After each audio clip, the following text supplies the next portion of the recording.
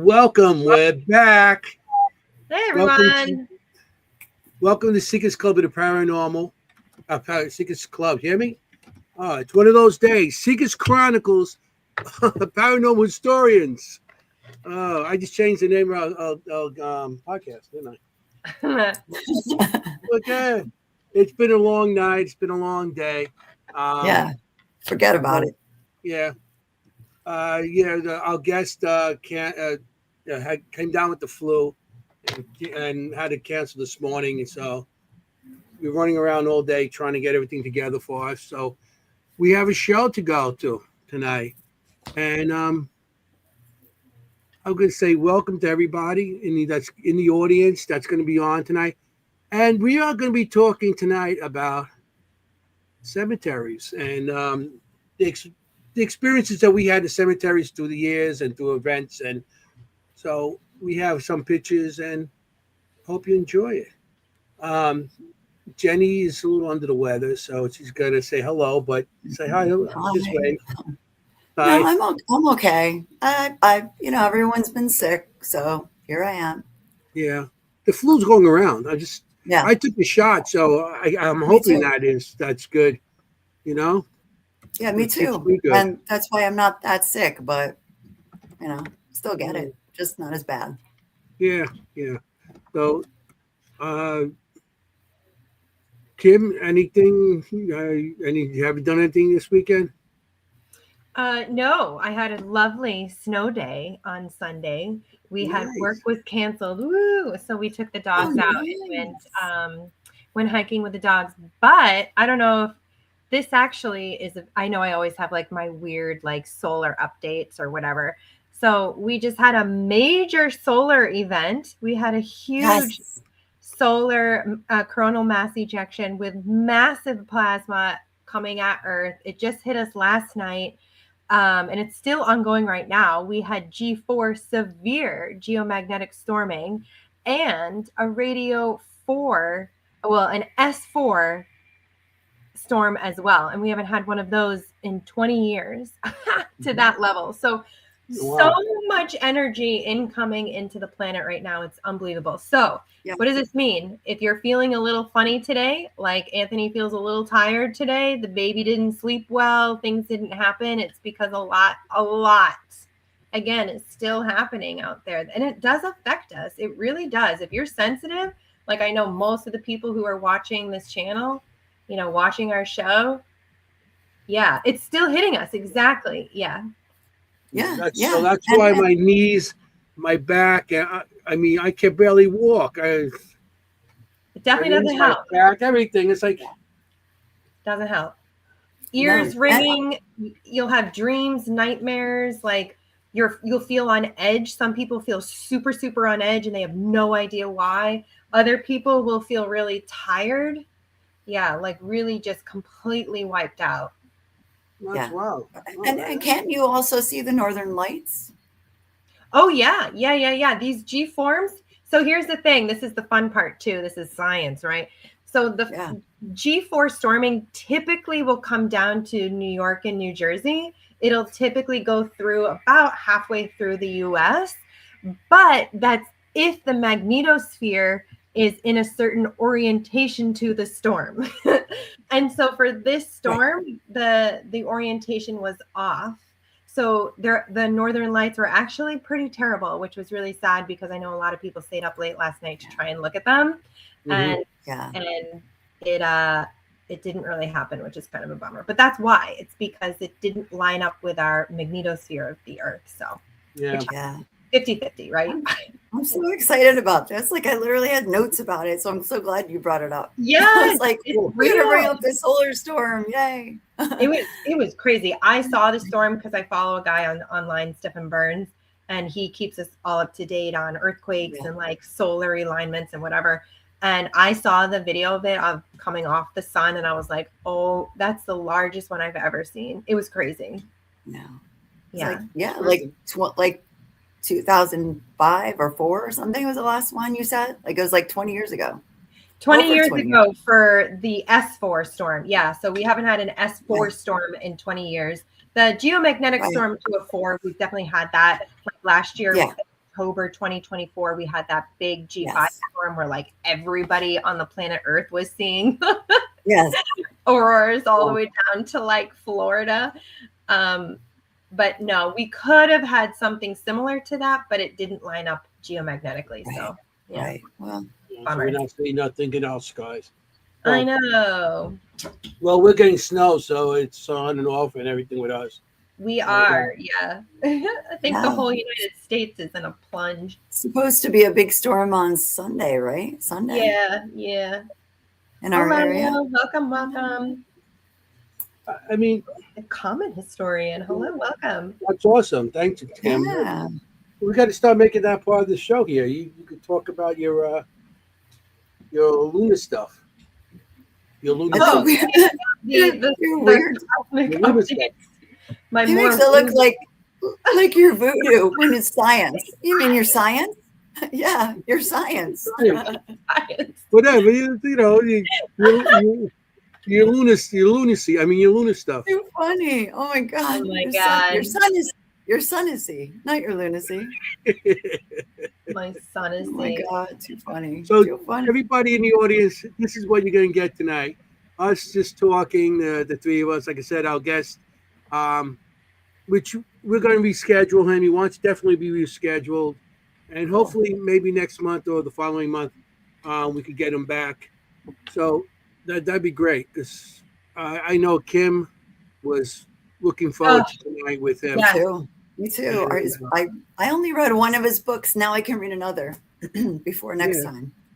Yeah, he's a nice guy. When I met him with Sam Baltrusa. Sam introduced us, and I seen books about fairies, and I'm like, I never heard of that. I really never really that to me was like, that was interesting, because I mean, any kind of books that you hear with fairies in are usually like kid books, or some kind of Disney stuff.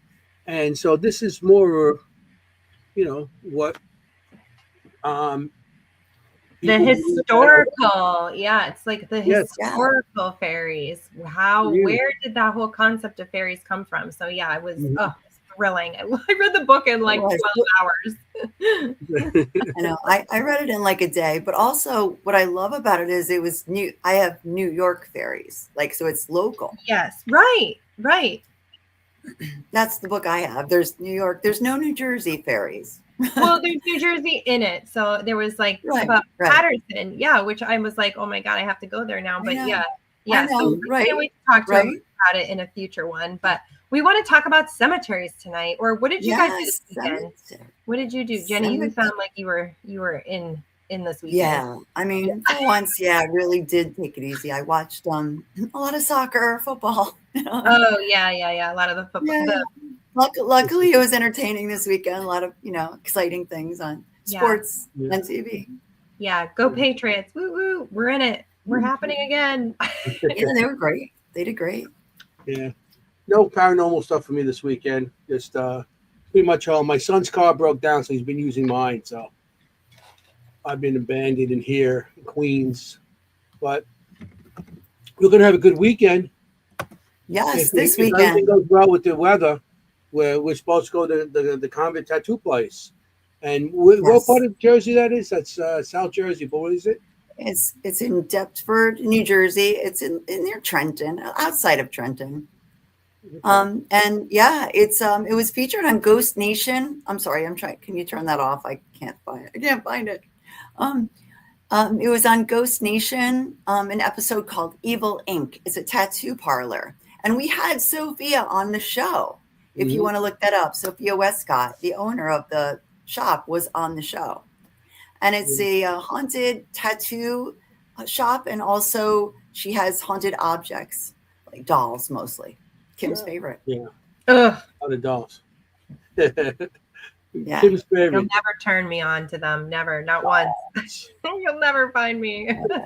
I sent her, I see this thing that where people put these dolls on the floor, and they put stuff on, and they made it into like the floor, all these dolls. And I said that to Kimm. She's like, so this way you can make your house. So, oh my God, the whole wall of dolls. No, Sophia was on the show. She was amazing. She's a really cool person.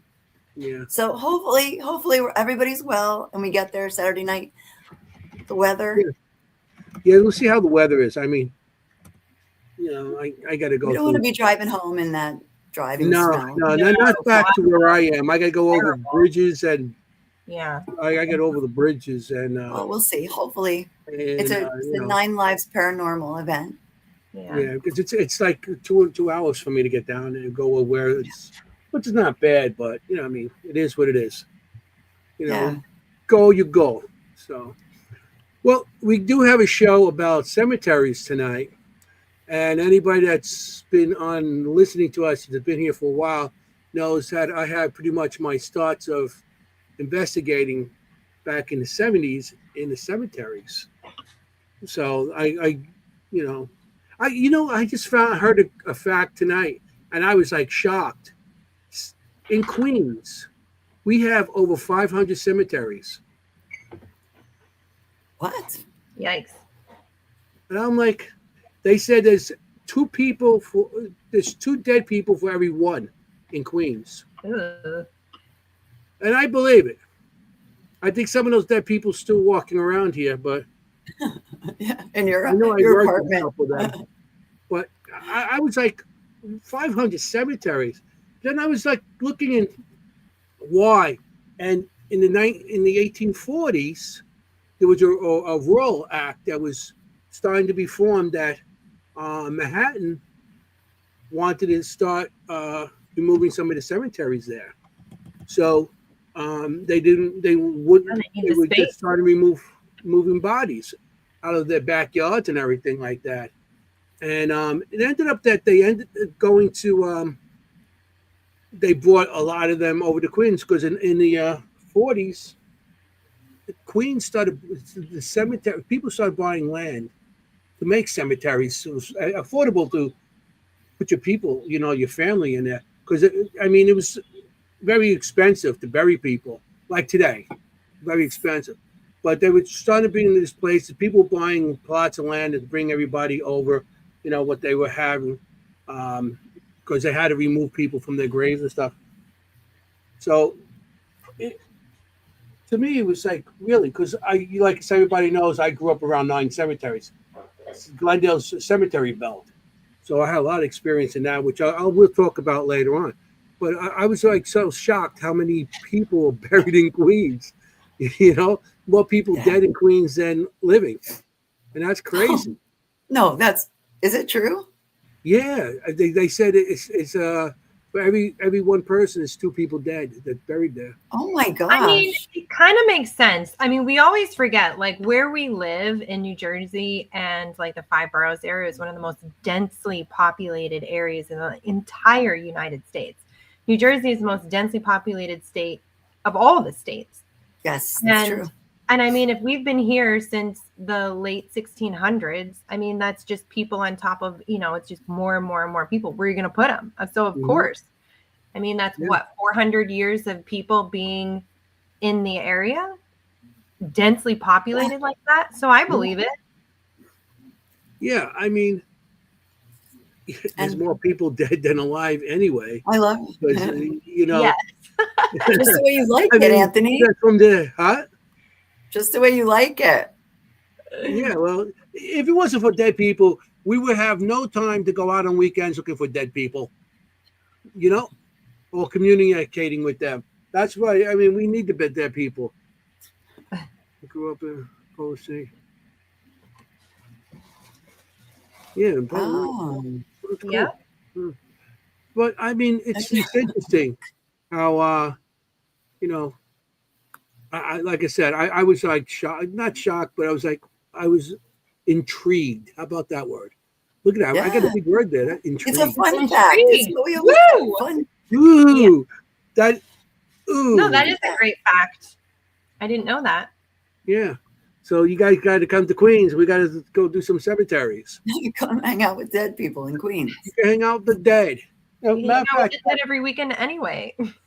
I know. I just got the book. What book is that? Oh, Cypress Hills Cemetery. Hills. This is the cemetery I pretty much grew up in. And there's tabs on it. Yeah, because I'm doing research on all the different locations, all the different people, and all the different things that I want to go back there with. Nice. Oh my gosh. What happened tonight? Anthony's got the book. Look, and a tree. Anthony can read. He just, it's a little strong. No, it's just funny. Usually I have the book and all the, notes in it. Yeah, I got the notes and everything. Yeah. Glendale was called what? The cemetery belt. Wow. Because everybody used to bury their deceased there, in the different locations in there.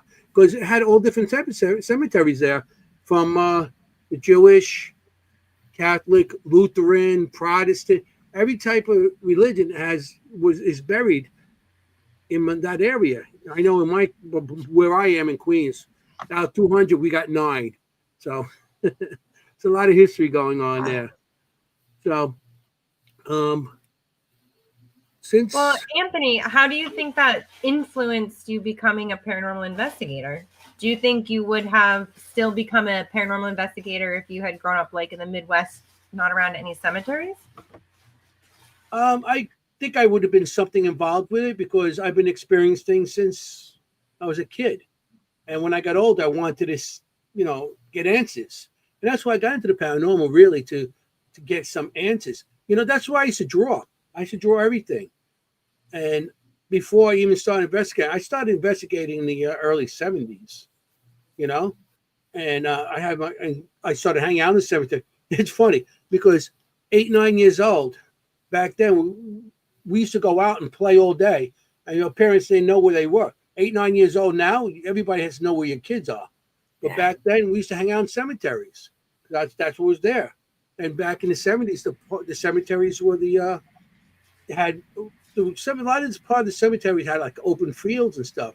So we go out there, we play football, we play baseball, we play ring and Livio. Yeah, that's a game that ring and Livio. We used to that's what it was called. And it was, some people call it manhunt, some people call it some other stuff. But wait, can you what are you actually saying? What is ring and Livio?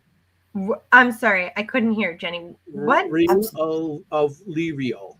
I don't know what it means. Ring of Lirio. Lirio.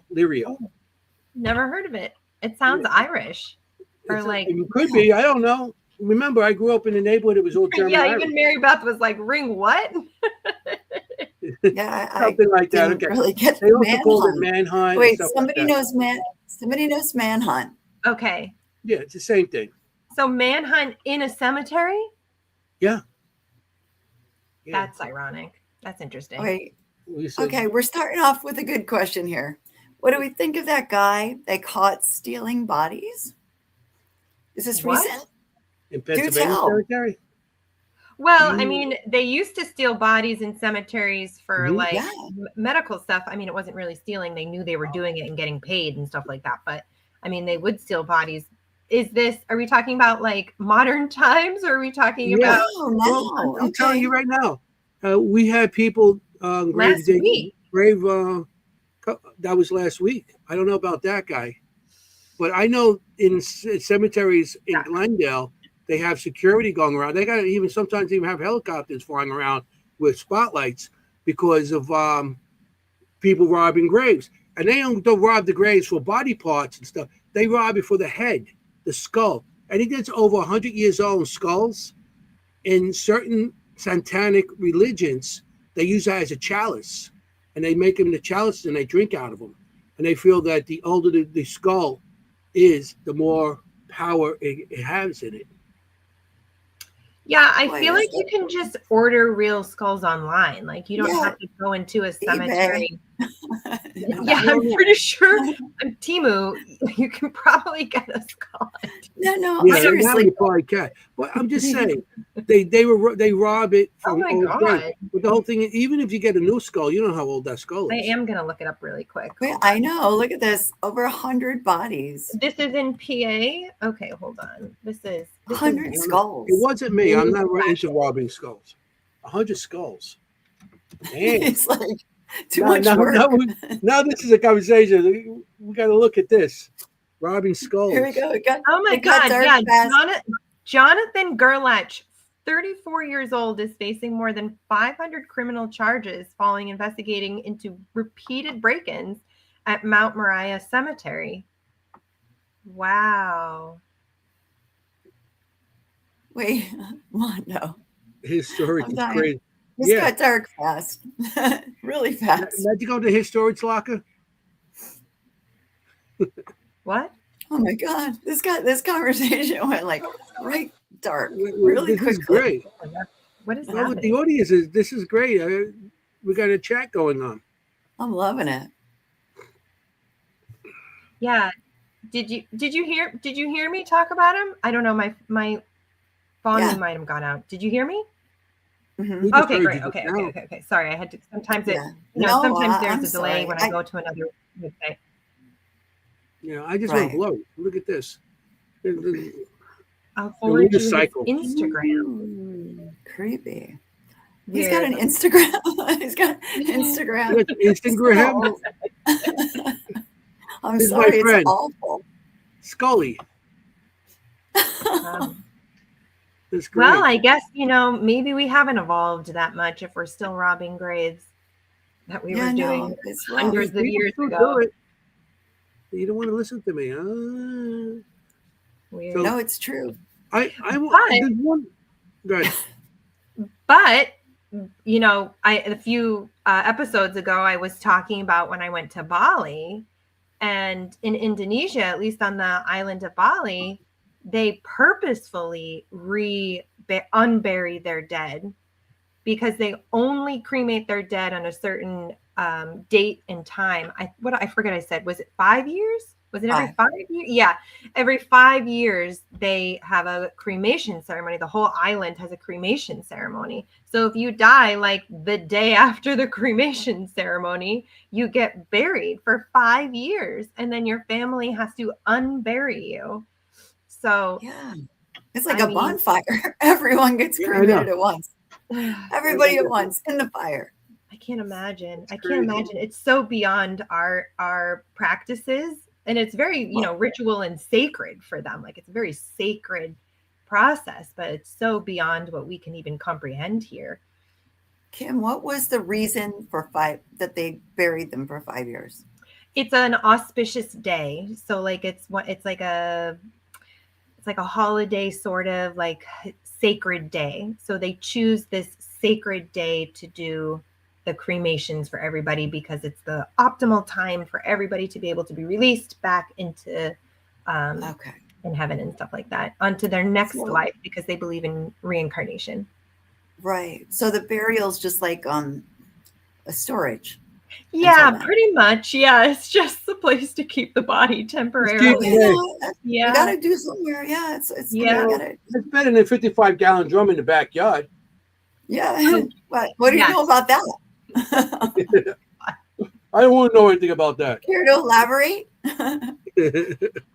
But I want to tell one story about in the cemetery how actual spirit did save my life. I drew the picture and I'll show you a location where it happened. I'll just tell you the story. I might tell the story already. I know Jennie probably heard the story and stuff, but I was maybe 10, 11 years old, maybe younger. It was like early 70s. And we were hanging out in the cemetery, and we used to play football there. And a bunch of us, and it was me and my friend Charlie and maybe a couple other people. And there was a bunch of older guys with us. They were all dicks. They ended up going out to be, they all grew up to be assholes. So they were dicks then, they become assholes. Yeah. But we were walking down this one road when we were leaving after me and Charlie were walking, and the older guys were walking by in the background. And this little Volkswagen Bug car pulls up. It was yellow. Guy leans over and asks, he goes, "Can you tell me how to get out? How can I get out of the cemetery?" So I'm in there. I'm like, "Well, you just go down this, just follow this road all the way down, and you got the exit. You go right out there." So he goes, "Can you get in the car and show me?" And I'm like, I'm like, and all of a sudden I kept on hearing, danger, danger, don't, danger, danger. So I look up on the hill, I see somebody standing up on the hill. And it was like, I don't know what it was. And then I'm like, no, I'm not getting in no car with you. What did it look like on the hill? Well, you said you saw something on the hill. What did it look like? Is that what you drew? You drew, yeah, you drew it. Oh yeah, cool. Okay, great. I don't. I got like a harbinger or something. Is that? Yeah. That's what I kind of seen. I remember 73. Okay. And he kept on saying, danger, danger. So then Charlie, the guy goes, listen, if you come with me, I'll give you $10. $10 back then was a lot of money, especially for a 10-year-old back in the 70s. I'll give you $10. So Charlie's like, I'll go. And I'm like, no, Charlie, you're not going. I grabbed him and I pulled him back. I'm like, you're not going. He's like, I want to go. He starts arguing with me. I'm going to go. So the guy's like, oh, and he just takes off. And a couple days later in the newspaper, there was a kid on Jamaica Avenue that was missing. A boy. He was on Jamaica Avenue, and they said he was last seen around a yellow Volkswagen Bug. Oh no. Yeah, I was gonna say, I'm like, did all the hair in the back of your head go up on that interaction? I didn't know about it because remember, I was like 8. I was like 10. I was between 8 to 10 years old, and my and I overheard it my mother or somebody reading it in the newspaper, and I was like, that's what just happened to us. And I got my mother, we went to the police station, reported it, but nothing ever happened by it, and we don't know what happened to the kid. We never heard anything else ever again, if he disappeared and whatever. But I mean, it wasn't for the spirit on the hill. Nope, the wrong one. So do you feel like you saw the spirit's mouth moving, or you just like heard it in your head? I heard it in my head. Yeah. I really heard it in my ears, to tell you the truth. Like external? You heard it like I heard it like cool. It was like surrounding me, and he kept on, danger, no, don't, danger, don't, danger, don't. And that kept on repeating over and over as this guy was talking to us, Part Did you recognize the voice? No, not at all. Wow. Yeah. The part of the cemetery is this. This, you see how the old cars, this is an old part here. This pond doesn't exist anymore. Matter of fact, that's where Mae West is buried, in that right there. But it was right in front of this place this happened. But that used to be the old pond that was there. Mae West is buried in there. Peter Luger's buried in there. What is that building? Gentleman Jim Colbert. That's an abbey. What? I don't know what that is.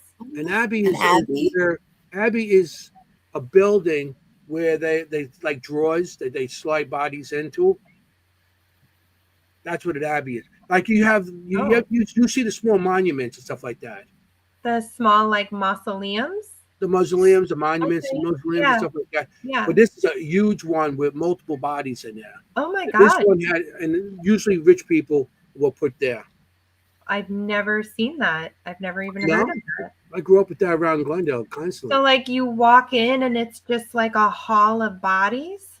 Yes. Oh my gosh. Wow. Goes up. I got pictures of one of the other abbeys that I investigated in here. It's hard to get into this one. There was another one that's in the cemetery, which I got into. I'll show you some pictures. You walk into it, and it's like actually rows of where the bodies are buried with their names and stuff like that. And then there's like a little church area in there where you could pray. And it's all marble. The whole place is marble. Staircases going up. It's very fancy. Wow. I've never been in one. But in front of this place is where that happened, and it was weird because I forgot all about that story. I drew that picture back when, and I forgot all about this story. I had a couple years ago. We had the Catholic school I was going to was the grammar school, and it was St. Pancras. And the what school? St. Pancras. It was my grammar school. Full of What's a grad today? Huh? I don't know the word you're saying before school. Saint? No. Grava? Grammar school. I don't know what that is. Oh, grammar school, like elementary school. Yeah. Oh, I don't know. Okay. You Learn something every guys, day. I mean, Anthony is millennials, Gen X, whatever. Well, what the hell? I think my husband called That's it where that we once. talked. Okay. Sorry. I don't know that word. Grammar school. And then it was like Saint Pancras, which is also a very interesting. A pancreas. I'm like, what? Not Pancreas, Saint Pancras. He's a saint. I've never heard of him. Okay. I don't know much about either. Oh, Grammar man. or saints. Well, I we're hope having a can you reunion. guys see this? Who's that? Shoot. It's not good. Yeah, I did. I saw him. Yes, I did. Yeah, I don't want to make any that's- assumptions I about can't it. say That's the body snatcher, dude. Yes. Anyway, That's the thing. Somebody I heard of Bing. Maybe I don't know. But Yeah. the whole thing is, let me get back to my story. All right. Yeah. So we had a reunion. Not a reunion. The school was closing. St. Pancras was closing. And they had people that would graduate from like 1970 to 1979. I graduated in 77. I'm old. And so I graduated from there. So we had this reunion and everybody got together and said goodbye to school. Some of the nuns stopped by, some of the priests, and some of the old teachers and everything. Some of them still alive. But some of them had just like be like wheeled in there and stuff. I mean, some of them were really old. So we got together and we, saying goodbye to school and stuff. So this Charlie comes up to me. Remember I said the kid Charles that was trying to get in the car? Yeah. And I pulled him away. Mm-hmm. And he comes up to me and he goes, "You're the man that saved my life." I said, you saved my life. I said, how did I save your life? Don't you remember that day in the cemetery when a yellow Volkswagen Bug pulled up and I was going to get in and you pulled me back? And I said, and I forgot all about that story for years. I forgot about it. I was like, that's 70s, early 70s I was talking about. And he's like, yeah, you saved my life. I want to thank you. And he shook my hand and hugged me. I'm like, you're welcome. And then I went home and I dug the picture out and said, oh, yeah. I remember that story. So, spirit that saved our lives. Wow. The spirit Yeah. that saved your life. That was crazy. So I like that story. It's a happy ending for you. I want to ask more about the spirit. Do you think it was a spirit guide or you think it was a spirit in the cemetery? spirit in the cemetery. Interesting. Yeah. That cemetery has a lot of stuff going on. I got some more pictures from there and stuff, and other cemeteries in the area. But yeah, in that cemetery, there's a lot going on. There was a lot happened there and stuff. When I was a kid, there was a lot of open fields, and now there's not. There's so many movies that were filmed in that cemetery too. There's a scene. I don't know if you watched the movie Rent. No, I know of it. No, I've never seen it. There's a scene, and it's funny because my wife loved that movie, so we used to watch it, and all the time. And there's a part of the cemetery where somebody's being buried and stuff, and it's up on the hill there, and I'm sitting there, looking, that looks familiar, and it's like, that's Cypress Hill Cemetery. That's and I recognize the whole area. That's how much time I spent in that cemetery as a kid, and to now, because I go back there and I do my, people see me on Facebook with some of the pictures. I just went to some of the graves out there, Jackie Robinson and all that stuff. But yeah, it was like there was movies shot there, and there's all kinds of stuff down in there besides, But it's an interesting cemetery, and there's so many people buried there. So I don't know, but beautiful.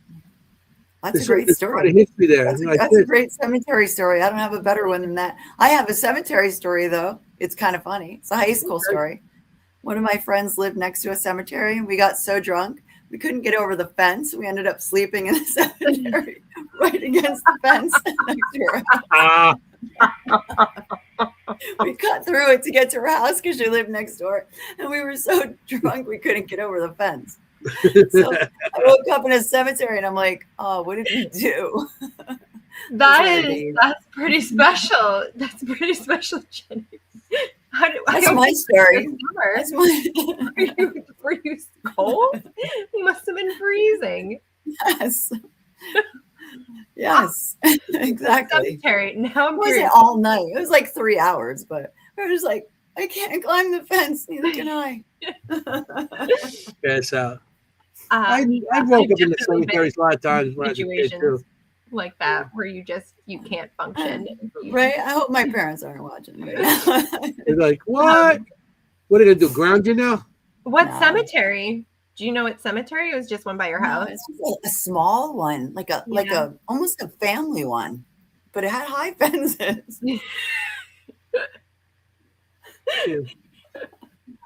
Here's another picture I want to show you. People, maybe this is another reason. I grew up around cemeteries. Not only that, I went to high school.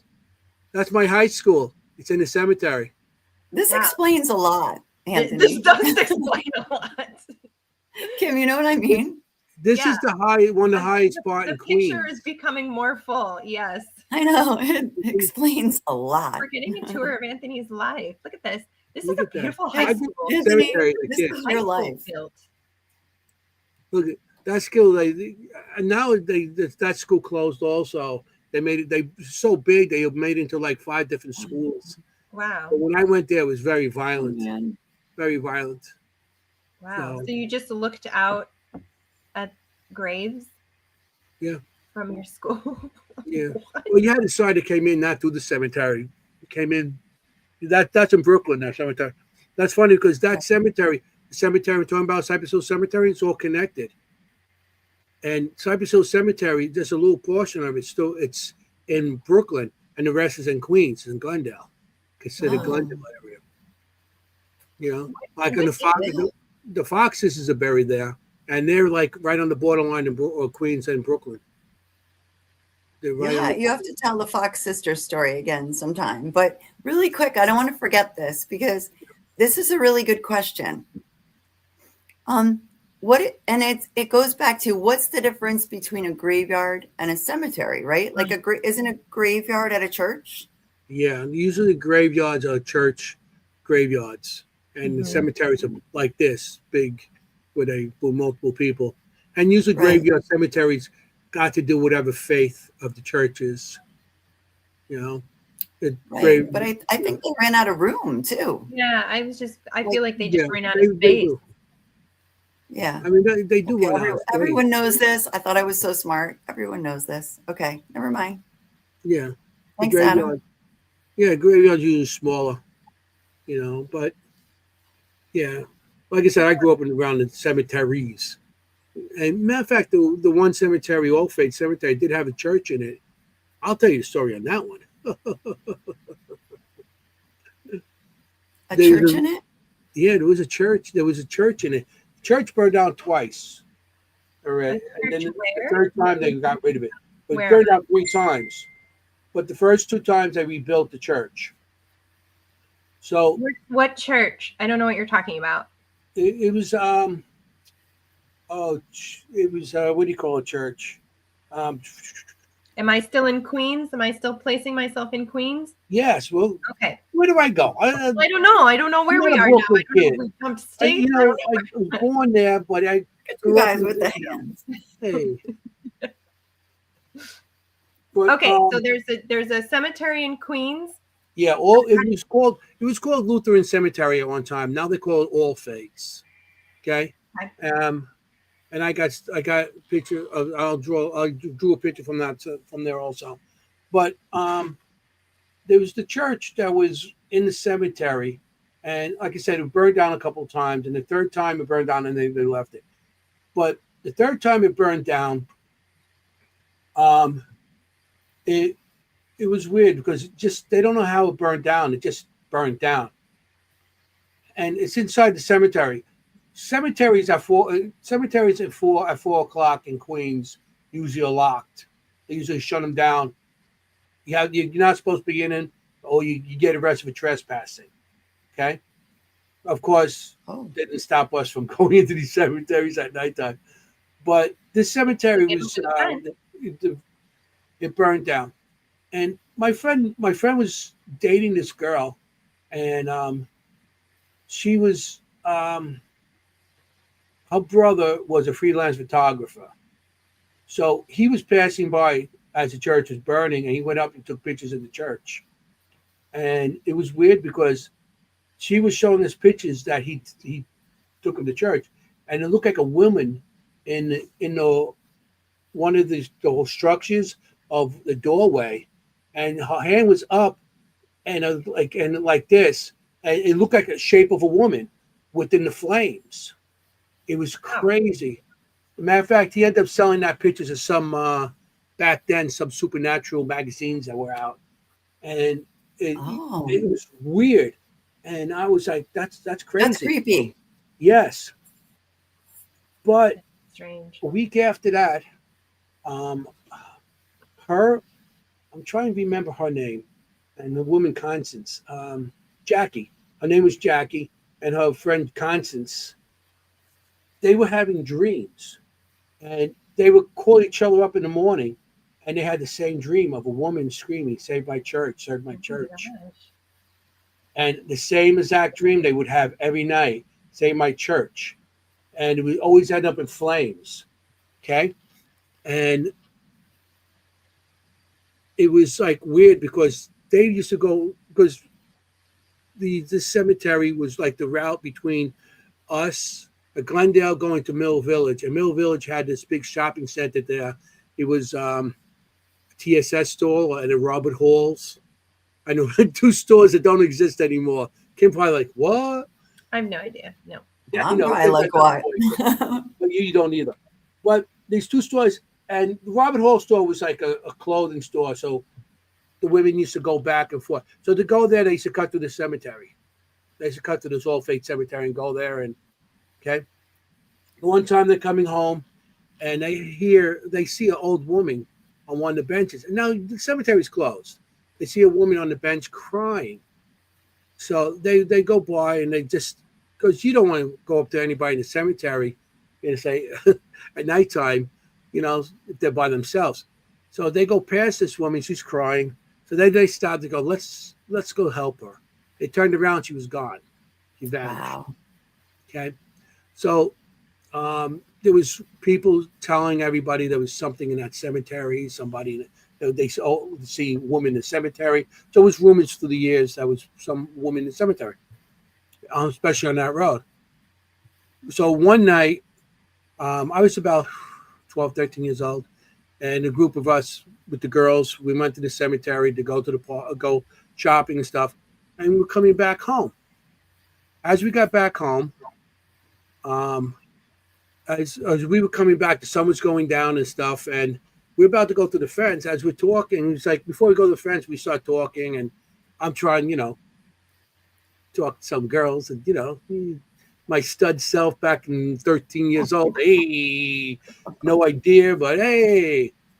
And then I was like, I started talking to my friend Vinny. I turned to Vinny as I started talking to him, and over his shoulder, in front of, there was a bunch of little graves there, and there was a woman praying, her hair blowing in the wind, and I seen the color. So her hair was like red. She had like a white gown blowing in the wind, and she was just praying like this. The problem is there was no wind. Oh, wow. So I'm like turning to my friends, and I'm like, do you see this? So I wonder what's wrong with her. Is she okay? And everybody's looking at her, who? Nobody's seen her. I'm the only one who's seen her. So that's the first time I seen a full body apparition. Yeah. Full body. 13 years old.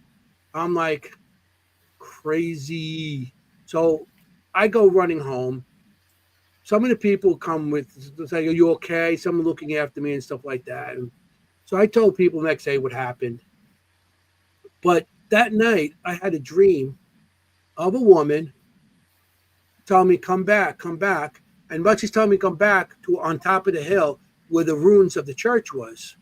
Now, the church was burned to the ground. Okay, and they demolished whatever, and they keep it safe and everything. So the next day start telling my friends I'm going to go back to the cemetery, and I got this crazy dream, and some of them were like, "What's wrong with you? You're crazy," and all this stuff.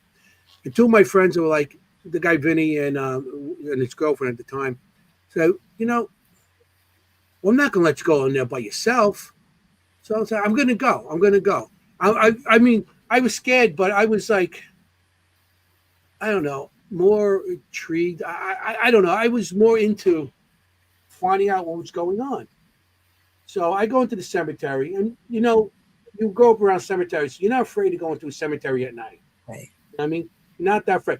And a lot of times in the cemetery at nighttime, you don't have. Back then, we didn't have flashlights.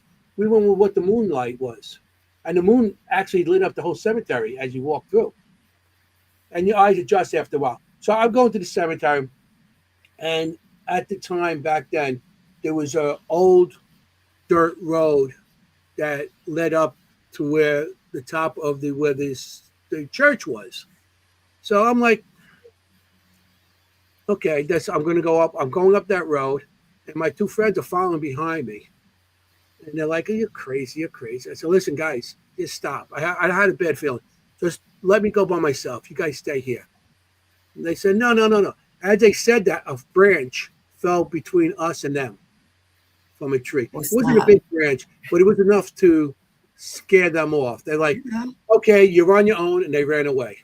I Yeah. was like, get out. Okay. So I'm Okay.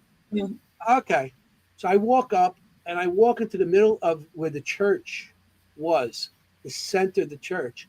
And on the back of my back, I feel like cold hands, like pushing me a little bit.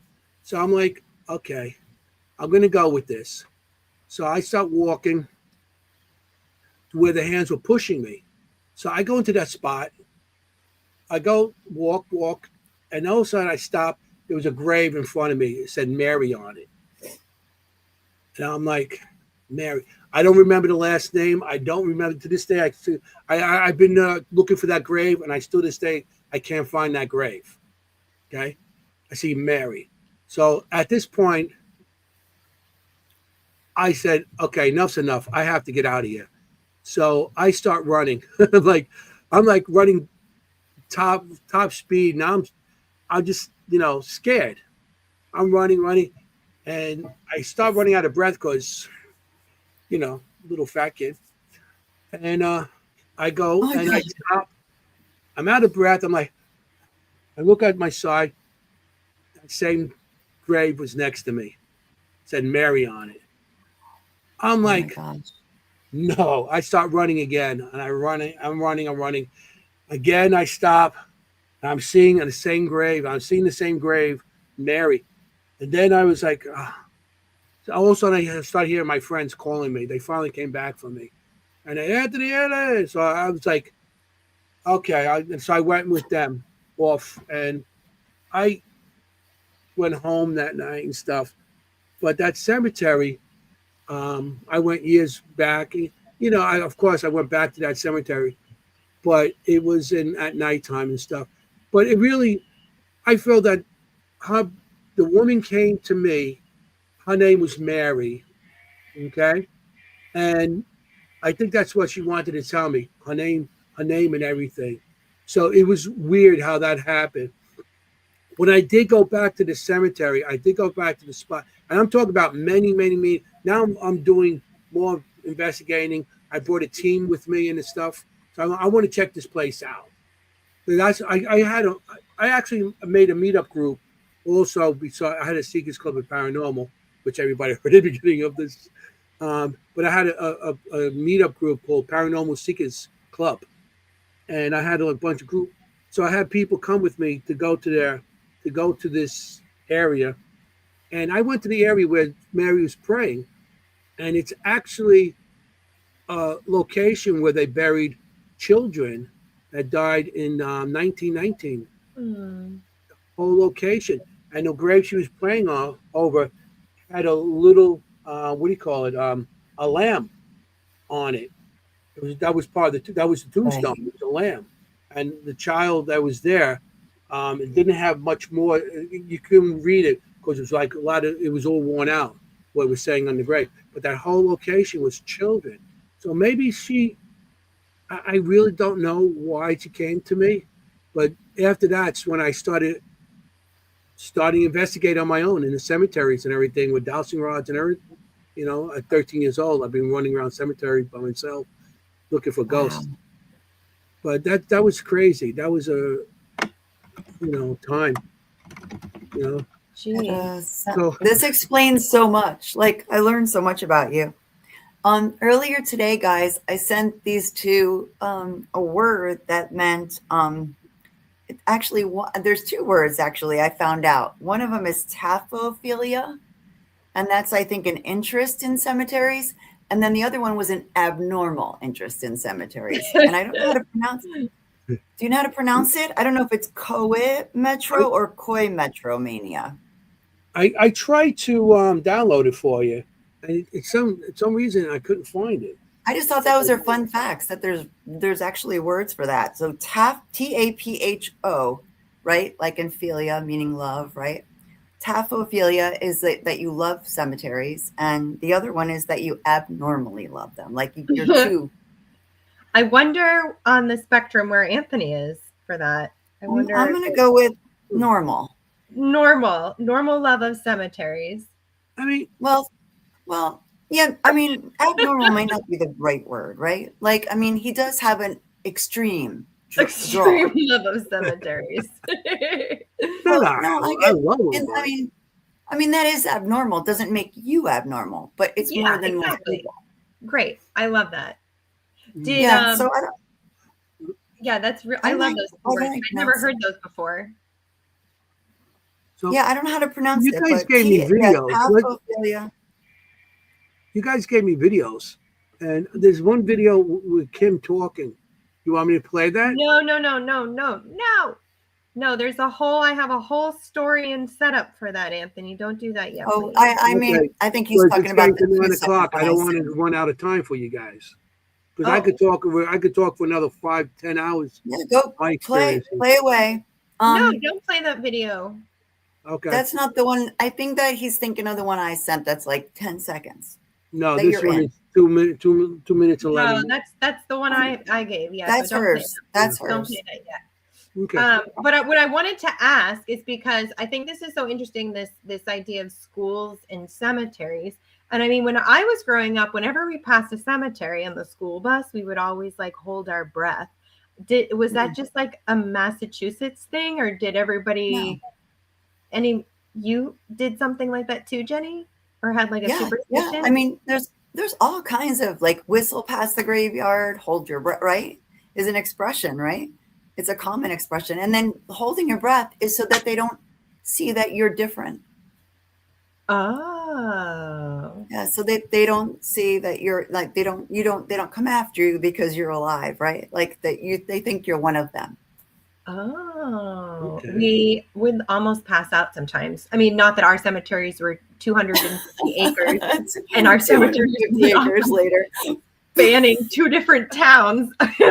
But if I held my breath in Glendale every time we held our breath, I would have died. No, I know, that's what I'm saying. My cemeteries that we passed in school were not to that extent, but there is definitely, I can recall many cemeteries outside of schools, like schools next to cemeteries. That's really interesting. Yes. I don't know if I'd really even thought about that, but yeah, we would hold our breath as our bus was passing. I love this same idea. Turn down the radio when I drive, so not to disturb the spirits. Yeah, love that. And then you used to put our hands up on the car roof to hold up bridges. Oh, I like that. Yeah, I like that. No, yeah, definitely. I don't know what I think whistle past the graveyard has other meaning now, but it had to start from whistling past the graveyard, right? Yeah, like something originally. I think now it means to get away with not getting, in trouble, that kind of thing. Like I got lucky, but well, there is something about a whistling in spirit and spirits of graveyards or like spirits out in the woods hearing the whistling. So I don't know, maybe if it was something like something to do with. Could That's be. interesting. I'm going to look into that. I've never heard the whistling one. I've Yeah. never heard of holding the breath. Yeah. Maybe this was a New Whistling, England yeah. thing. A Yeah, Massachusetts. people have all kinds of stuff, like superstitions about cemeteries. If anyone has one, another one, let us know. There's some good ones. And it's interesting, Anthony, you talked about how the spirit found you in your dream. So one of my most intense spirit nightmares, because I have spirits come in dreams to me a lot, actually, especially in relation to locations I'm going to be investigating. They'll come in my dreams and tell me names, dates, stuff like that about the location. But I had this one, and this is also related to a school. So in the next town over, it's the Denville Historical Society. The gentleman who runs it used to have, or maybe he still does, like a Halloween walk downtown. And actually, it's down the street from the antique shop that we did our documentary. So it's not far from where the documentary was that we had on the show. Yeah. And so he said, because he was looking for a medium to like help host this haunted walk. And I said, yeah, I'd love to do it. And he goes, okay, I'm going to test you, which I'm like rolling my eyes like, okay, he's going to test me. Right. So he tells me to go down the street and he says, I want you to read the school. And I said, okay. I'm like, first of all, that's weird, whatever. So I went down the street and there's a parking lot with a playground, and then there's a school on the other side. And I literally looked into with my senses and whatever. And I actually, oddly enough, I saw murder there, which was crazy to see that, like in Denville, whatever. Yeah. And then I look at the school and I was like, oh no, there's graves. I was like, there's a graveyard underneath here. And so here I am finding these two things, which are pretty heavy things to be finding when you're doing a reading of a location. It's not really enjoyable to be reading locations like that. So I debated whether emailing him or not. And I was like, you know what? I'm going to email him. I'm going to send it out. And I did. And I never heard back from him. But I went and did my own research because I'm whatever, I'm me. And it's true. In the 1970s, a woman was murdered in that parking lot across from the school. And the school actually was built on graves from, they believe they were slaves. So it was a slave burial ground.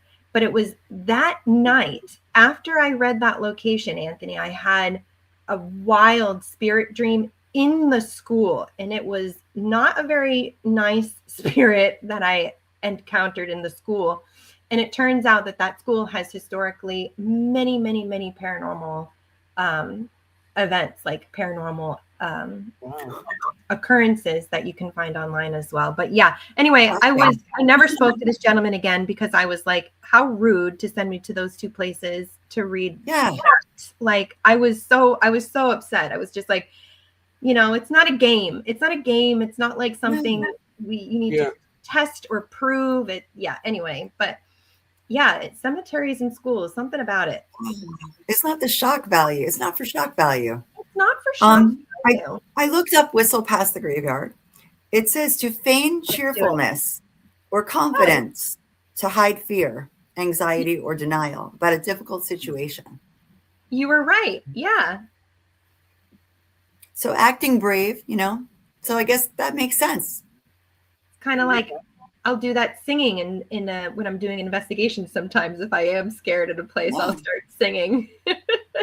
Don't miss it. I think I mentioned on one of the shows that my daughter's elementary school is next to a cemetery, the Catholic cemetery here.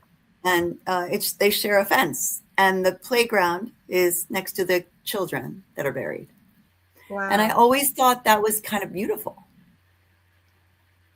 Like I always feel like take the fear out of things. That's been my thing since I got involved in this. Like I always thought that's kind of lovely, that the kids would be buried next to the playground. I thought that was beautiful. I mean, there really is nothing wrong with the dead. You know what I mean? It's just these stories that people have made up over eons and eons and eons about them. But I mean, in fact, there's really nothing, that scary about them to begin with. Exactly. Yeah. They're people and they're children. And I love that they wouldn't be scared because Yeah. You know, they went to school. What do you call it? Grammar school? Grammar school? Yes. Elementary school, whatever, next to the graveyard, you This is know? like a And they were ghost just like, trap, that's right? normal. Right. There's I mean, I don't know why they do that. Maybe because of value of property stuff. So I know graveyards don't pay taxes and stuff. Maybe if you put your school on there, they don't pay taxes. I don't know, but Yeah, That's it's that's what I thought. interesting how they do that. Maybe with the youth, you know, and I don't know. Really don't Yeah. know why they would do that. yeah, it is But interesting. Kim, the reading you did, Kim, the being built on top of the slave cemetery. I mean, that's like right out of Poltergeist. I'm Yeah, sorry. Like, it was. I know, and I was like, no wonder why this is the haunted street to walk down and do your ghost tour. I'm like, but yeah, and it's all documented too. There's there's articles that you can look at for the town that literally says that they found bodies, and yeah, I was like, wow, that's not great. From it was like the 1700s and stuff like that. Mhm. But yeah. Anyway, I have not spoken to that man since, and he's not on my top 10 list. no, he was using you. Do you want to do your stuff, Kim? Sure. Yeah. So, as you know, it's interesting because Anthony, you said you got your start in cemeteries. Well, and I sort of did too. Honestly, the location I'm going to talk about briefly here, well, hopefully not briefly, but talk about now, is St. Patrick's Cemetery in Rockaway, New Jersey. And it was the first place that I actually started having experiences outside and reading locations.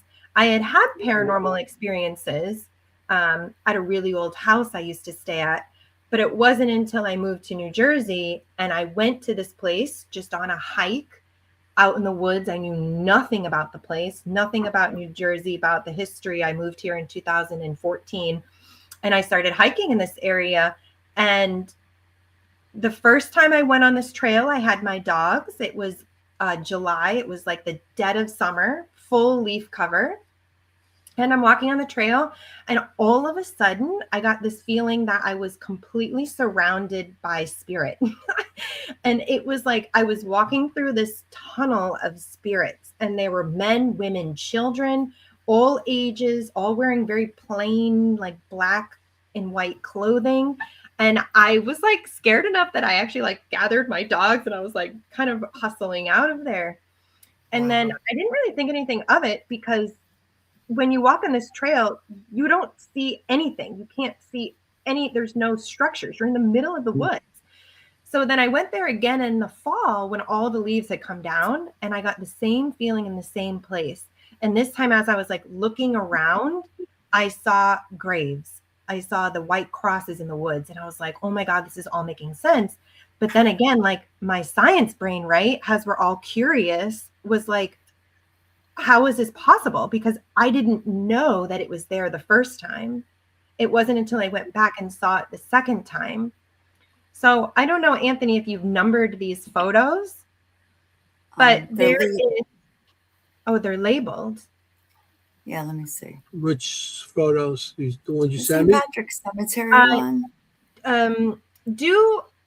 Yes. Okay. So here's St. Patrick's Cemetery team. Mm-hmm. So this is a cemetery in the middle of the woods in a wildlife reserve, basically in New Jersey, in Morris County.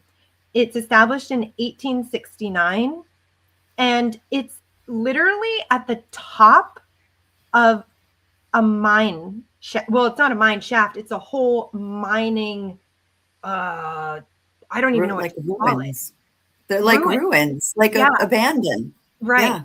So this is the entrance of the mine. And there's another picture with this, but hold on here. So this is the entrance of the mine that you can go to today. It's actually called the Bat Cave because bats live here now, obviously. And you can literally go right to the grate there in the front and you can look in. And Jennie and I have been here. I've taken a lot of people to this place because I think it's just so incredible it is historically. And it's like, it's right by the road. So it's not far. You know, you don't have to hike in too far to get to this area, but you can hear whispers. You can Oh yeah. I mean, the temperature, obviously the temperature changes because it's coming up from the shafts underneath, but there are miles and miles and miles of shafts underneath this, in this throughway. There, it was established in the 1760s and it closed down in 1913. It was running for almost, well, over, what was that? That's 150 years. So yeah, here's another awesome picture of this. So you can literally walk up to the grate. That's where we just were. But the cemetery is literally right above this rock wall. So if you climbed this cliff, the cemetery is right on top of it, which is bazonkers in my brain. Wild. So there used to be a church up there. Used to be a church on top here. Don't ask me why they put it right on top of the mines. It burnt down. Speaking of churches burning down, Anthony. But there was a very active church there. So here's just some old time pictures that I found of going into the mines here. You see the tracks and everything. Yeah. And they were mining iron. That's what they were doing here. And you want to do another mine picture there? We can kind of go through those. That's all I got is those. Yeah. They got some articles though here. Oh, okay. Articles of people. No, don't show the articles yet. Okay. There was no other pictures that showed up. I gave you guys some pictures of like miners in front of. I don't know if we had room for all of them. Oh. That's all I got. So it was a long-term mining town. And the graves, it's 440 graves are there, 440 bodies as far as we know. But there's only about like 76 that have markers. And so my first video recording of Ghost History Medium I did and posted online is here.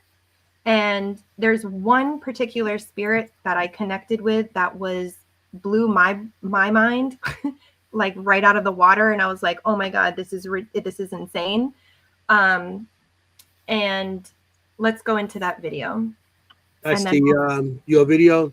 Yeah, the 2 minute. This is a throwback, guys. This is really my hair is very short. This is like 8 or 9 years ago, maybe more. Short hair. No, I'm kidding. No, I love it. My hair short. I love it. I've had it always. I've had it very short. I've had it very long. But this is when I first met you, your hair was very short. Yeah. I'm just kidding. All right. So this is the 211 one you're saying. Yeah, and this is a live reading that I did with my husband in the cemetery to see if I could connect with any spirits in the area. Okay, it's gonna go. David.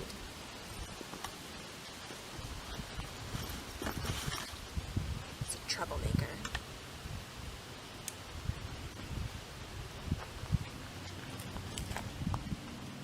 I'm getting head pain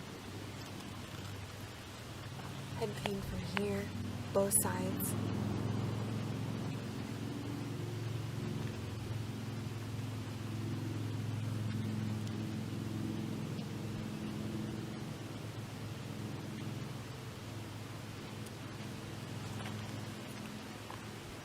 This is how this gentleman passed. Head trauma? I'm getting that this gentleman was younger. Head trauma, both sides, mostly the right side. Mostly this side, right here. Head trauma. Did you get shot? No. Trauma. That's weird. I mean, there were mines here. Was it a mine accident? It happened in the mine. Did something fall on your head?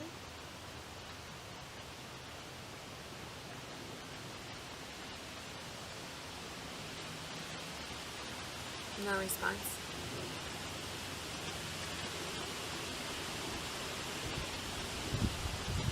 He doesn't really want to talk to you, but he was a troublemaker. Okay, thank you. I get that message that that's how you died. You can release that pain. Are you feeling anybody that was buried here, or just people wandering? Miranda is here. David is here, but David does not have a a grave. Like he doesn't have like a really nice, like he may not have a marker. I Wow. like your hair. Thanks. Yes. It's variable. You always look good. You always look good. I think I met you. Your hair was like that. Yeah. Yeah. So this was a reading. I connected with a few spirits, but this one, you know, every time I go to a location, I don't want to know anything about it. Obviously, I knew it was a cemetery. Obviously, I knew it was a mine. You know, those things I definitely knew. So when I went into the history books, I was looking for a David who had a mining accident. And Anthony, you want to pull up one of the first article that has like the headline on it? So I find this. So in Wow. October, this is the accident actually happened October 19th, 1911. 12 men drowned in Hibernia mine. And what actually happens, it was in a 1600-foot mine shaft that somehow, while they were blasting, got too close to an adjoining mine, and the supports broke, collapsed, and flooded the mine. So 12 miners drowned. And actually, this is the worst mining accident in New Jersey. It's either the worst or the second worst. I couldn't remember, and I couldn't find the actual reading that said that. It's either the worst or the second worst. So don't quote me if it actually isn't the worst one. Either way, it's horrible. It's horrible. Mhm. So if you want to go to the next slide for the article here, and I didn't know any of this. Oh, yeah. So here it says the dead are Joe Sweeney, George Collick, David Slate. And David Slate actually ended up being the foreman. He was the one that was responsible for all of them that were there. And it was interesting because he gave me a name in like an accent. He said it was David. And I was like, well, that's weird. But actually, a lot of the miners at the time that were there were Czechoslovakian and Polish. So they did have accents. So I don't know if he was being sassy with me. And it also wasn't uncommon for the foreman to actually learn the language of their employees so that they could better communicate with them. So we can go to the next. There should be one other image of names. So what I had to do next was I had to prove if he was there or not, because he said he was buried there. Or at least he said, I don't know. Actually, when I said it at first, I said he doesn't have a grave here.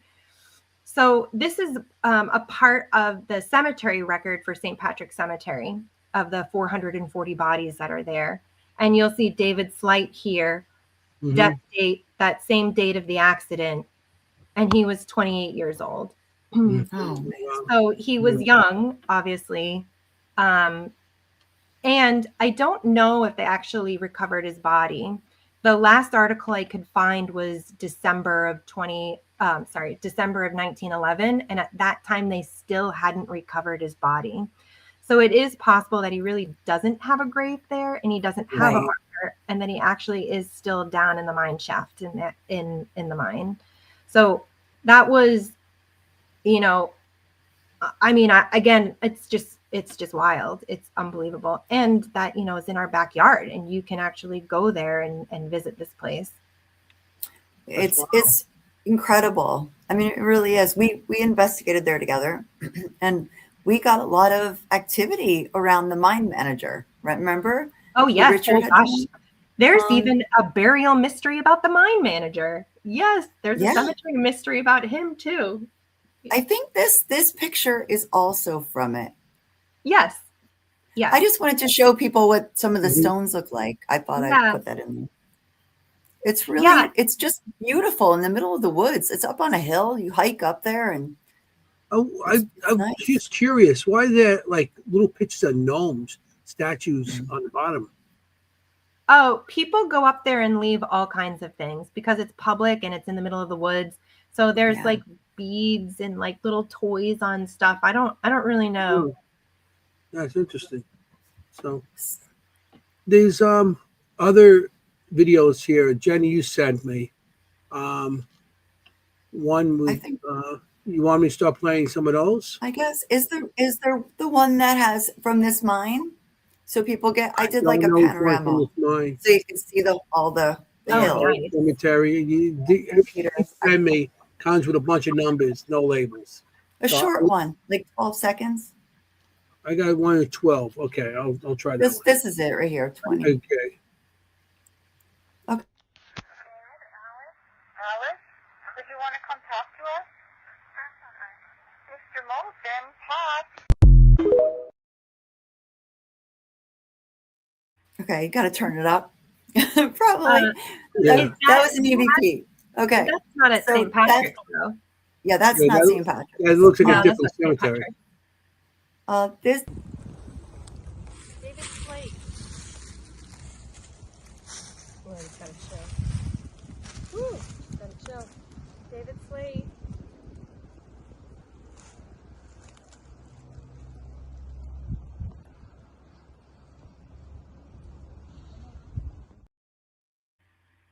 Yeah.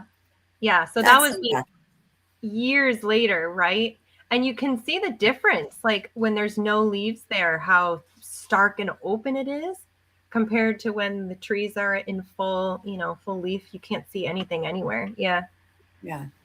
Yeah, I thought I would send that to sort of give people you want to see what it looks like, right? Like the whole view of it. That's it. Yeah. It's That's cool. really cool. Yeah, really there's cool. one I more. mean- You might as well play the other one too while you're at it. Before we run out of time. We Oh, have like cemetery, 45 minutes. I think we're good. Well, the way we talk sometimes. I think we're good. So I sent in a video of two, I think. One is from it's called the Cortland Rural Cemetery in Cortland, New York. It's near Cornell University, and it's absolutely one of the most beautiful places I have ever seen. Just really gorgeous cemetery, and it was one of my favorite EVPs because I was with Nicole from Full Moon, and we were trying to talk to this man, who was buried there. His name was Moulton, Mr. Moulton. We're like, Mr. Moulton, we want to talk to you. And then right next to him was this little one that said Alice on it. And then nothing. And then we're like, Alice, you have anything to say? And right away, we got this amazing EVP. We're like, you want to talk? And she says, that's all right. That's all right. Like, it was so funny because she had like an accent too. And her name was, I think it was Polish, the last name. But she was like, that's all right. Like, so funny. So that was the EVP you just played. If you want to play it again, turn up your. Play it again. That's the first one. But a beautiful place if you're ever in Cornell. Alice, would you want to come talk to us? Mr. Moulton, Pat. That's funny. She's like, That's no, a- thank you.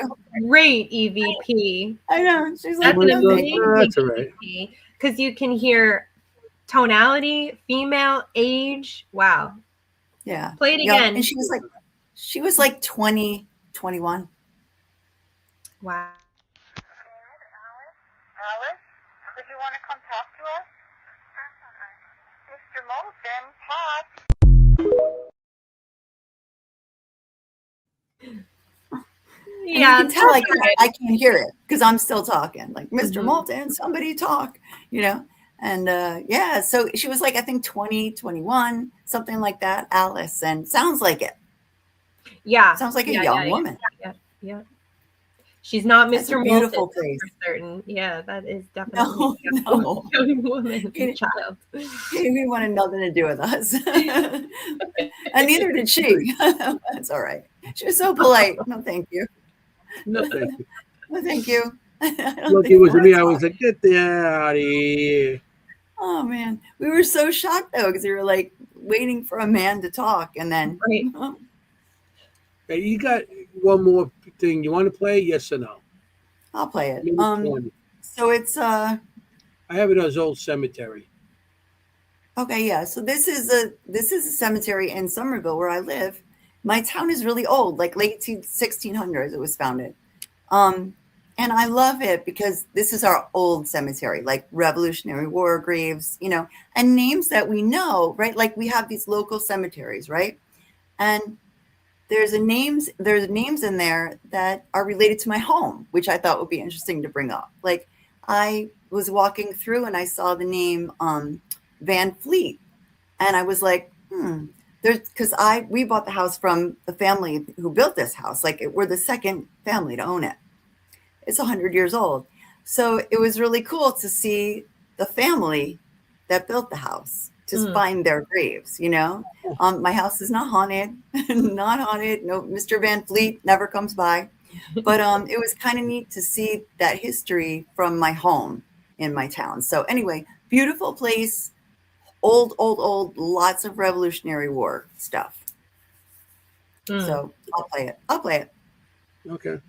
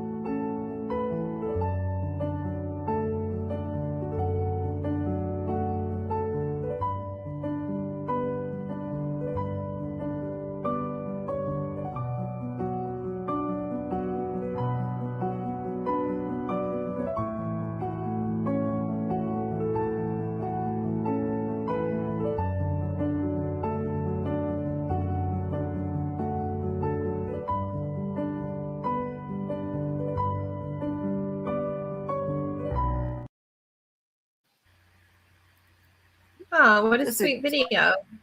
Yeah, well, it's just, I thought we were doing cemetery, so let's look at a cemetery video. Yeah. I mean, I mean, I know. it's just flat, but it's old stuff. Yeah. Yeah, that's nice. I mean, a lot of these graves are forgotten and stuff like that. So for us to show and bring something back to these graves that, you're not forgotten, or these spirits, you're not forgotten really, So I think we're doing like a service also for the forgotten graves that people that did Yeah. exist now, 100 years, or they don't exist anymore, and we're bringing it back for them to have some spotlight on them again still. So I think It's true. that's nice. It's And I true. think it Yeah. does matter to spirit. And the reason why I'm going to say that is because I just remember as we're talking here, I totally forgot that this happened. What is that store that we used to go to? Oh, God, I can't even remember even the town it's in. Lafayette? No, it's not even in Lafayette. There's a knickknack store that I would do readings in recently in the last 2 years. And one of the spirits that was in the place told me her name and where she was buried. And then like a few weeks later, I videoed me go, and she told me where she was. She said up through the arch to the left, up the hill, and then right to the right. And I did it. I did the whole walkthrough. I videoed the whole thing, walked through, went right up and found her grave. And so I do think it matters to them that there is recognition of where they are and where they, I think it matters. I believe so, and that's why I like drawing them, because like I said, I give faces to the dead, because how many years these people forgotten, and then all of a sudden they appear to me, and I could give them something, Yeah. So Yeah. I want to show, by the cemetery by Cypress Hill Cemetery by me, Yeah. by the foxes, which I mentioned, and the story I got with the Fox sisters is here. It's the grave, the actual grave of the Fox sisters. Okay, and it was weird how I found the Fox sisters. Can you put that back up for a second? Well, just while you're talking, I just want to see it closer. Go ahead. Yeah, that's the actual. I wish I could bring it in for you. No, it's okay. I just As a matter of fact, the names on there it says their name's Fox, and then Kane, and then you see on Jakin. That's their husband. You know, they were both married. I'll tell you the stories on that in a minute.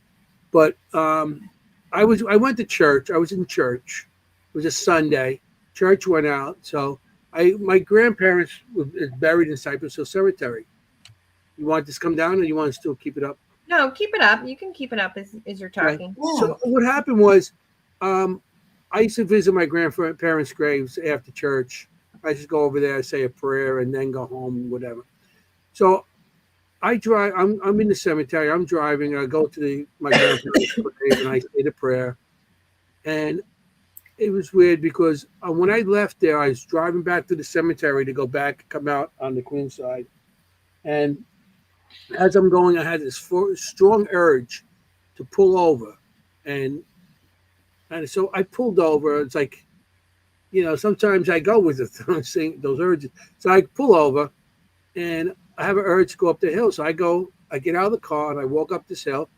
As I walk up the hill, I see this in front of me, the Fox sisters, and it says on it, actually, I can't read it, but it says something about modern day spiritualists, the founders of modern day spiritualism. So I go up to the grave. I'm like, oh, I said, and I introduced myself. I said, I'm Anthony, and I'm a spirit. I do paranormal investigating. I see spirits and stuff. So I start talking. So this is where it gets weird. I put my hand on the stone, like that. I just put my hand on the stove. At that moment, I got like a pain, and not a pain, but something shooting out my arm, like go to my heart, and it made me feel like happy. It made me, and I was smiling after that. I was like, that was how it just came to me. Like, you know, it was weird, the feeling I got. And so I got the feeling that they wanted their story told. And Yeah. around that time, this was not that was October 30, it was October 17th, 2017. Is when this happened. So I go home, I go down to my car, and I'm like, who the hell are the Fox sisters? No clue. Oh, you didn't know? I had no clue. How can you not know? I didn't know the Fox sisters. Hey, I'm not into all that. He's like, I introduced myself. Hey, how you doing? I'm Anthony. Hey, I'm doing here. How you doing down there? Oh, Hey, you're dead. Oh, are you you're dead. comfortable That's why there? you're Are doing. you comfortable laying down there? I don't know. So I go back Like to I my car, introduced and I'm myself. Googling, and I'm like, oh, the Fox. So I said, oh, wow, this is crazy. How I got the feeling to pull over and go up to this grave. I'm like, this is weird. So I start doing the thing, and I bring my friend. I get my friend Joe, a couple of people that were investigating with me and stuff like the time. And I said we went back to the grave, and I told them about this, and I did a couple of EVPs, and I was getting stuff, but I couldn't make out exactly because it's right next to the Jackie Robinson Parkway right there. So it's very hard to hear any kind because you don't know what it is, if it's a sound of a car or a voice. But I thought I did hear a woman's voice saying hello on it. So I'm like, so I start talking, and it's like, I'm going to try to make a documentary on this, which I did try. And of course, you need a group of people that cooperate with you when you do a documentary. Yeah. So we went back and forth, and I actually went to Hyattville, where the Fox sisters story started at the house. Mm-hmm. Okay. And we went to because it's not there no more. They actually burned it down back in the I think it was the 70s or 80s, because it was condemned. But they burned it down. But they have this big house built around. The spiritualists have this big house of glass built around the actually original frame. Okay. And so we went there. I actually interviewed the caretaker, and I got her to. I talked to her into letting us go in there and do an investigation, and we did. You And talked her into it.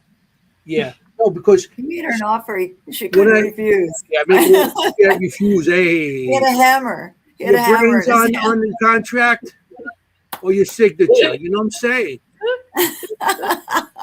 But no, she was nice and everything. And I'm kidding, Anthony. what happened was when I said we're doing that, somebody came and they seen us talking to her, and they came over, and she goes, "Yeah, they're gonna do investigation." And she goes, "They're gonna do investigation." And she turned the guy turned to me and goes, she must like you guys and trust you. She lets nobody in there at nighttime. So okay, I thought it was cool. So we're the only ones, the first ones, and the only ones to ever investigate that place because the spiritualist people came in and said, no, we don't want that stuff. So we went in there, and it was crazy because we're in there, and I was asking questions, and there's a light overhead. And every time I said, ask a question, and the light would flicker. So I would stop asking questions, nothing would happen. I asked a question, the light would flicker. So it was crazy how that happened. And I thought maybe it was some kind of sensor or something like that. I was like, being an electrician, I'm looking at it like, yeah, maybe it's something else, because it wasn't windy out. There was nothing that would cause that. Also, inside the place, they have an actual little dollhouse of the original house that was there. Okay. And they have the characters inside. They have the little, and throughout the night, Cute. and I noticed it, then my son noticed it. The other guy that was with us wasn't too bright in the head, And so I'm telling my son, that figure, when we first got here, was over on the side of the side of the wall, this wall of the thing. Now it's by the stairs. Okay, the thing moved throughout the night, moved from the side wall that was away from the stairs on the actual dollhouse to the stairs. So he noticed it, then we noticed it. So we're going on, we're doing an investigation. We're getting a lot of knocks, and because we kept on knocking and asking questions and stuff.